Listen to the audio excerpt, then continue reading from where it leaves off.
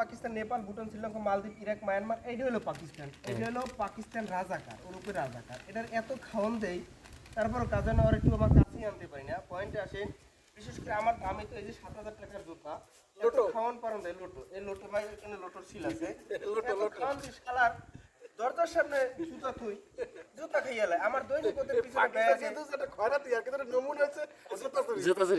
ওদের পিছনে আমার দৈনিক মিনিমাম 500 টাকা ব্যয় আছে, তারপর আমার এই 7,000 টাকা দামের জুতা জোড়া আমার নষ্ট হয়ে গেছে।